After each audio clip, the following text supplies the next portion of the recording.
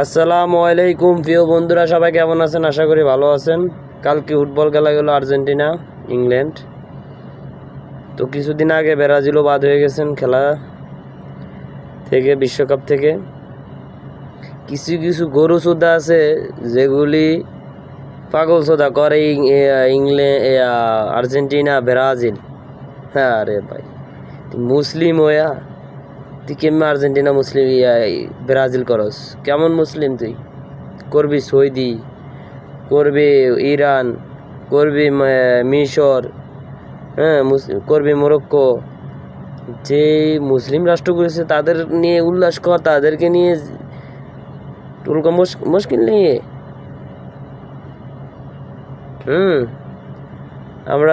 আমি আছি সৌদিতে।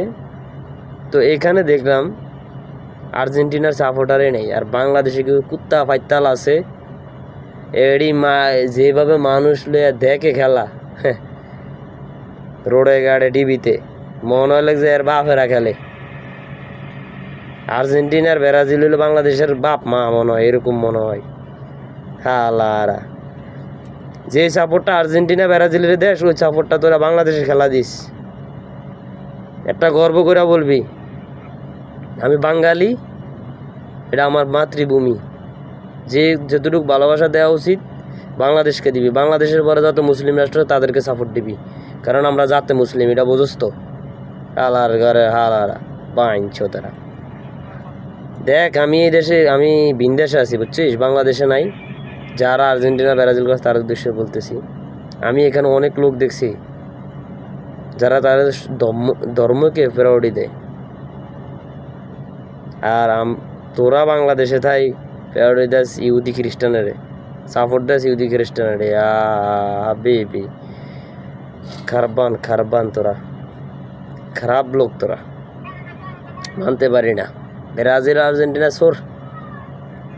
ওই দিন মিশরের ল কী করলো আর্জেন্টিনা, দেখছস? ওই দিন মিশর ছিলাম, আর আমার মুসলিম ভাই। এখন বলবি খেলার লগে কোনো ইসলামের কোনো টান নাই, তাই তো? ইসলামের যদি টানই না থাকতো, জানোস তো সাকিব আল হাসান যখন রাজনীতি ঢুকে গেল, তখন সাকিব আল হাসান আজকে কোন জায়গায় আছে? যদি ওই রাজনীতি না যাইতো হয়তো খেলাতেই থাকতো না, ওই জনপ্রিয় থাকতো, সবাই জনপ্রিয় থাকতো। আজকে রাজনীতি গিয়া ওই নিজের ওয়েট নষ্ট করছে।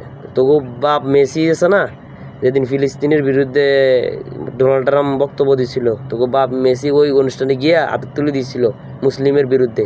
তোকে বাপের দেয় সাপোর্ট কার কুত্তাওয়ালা।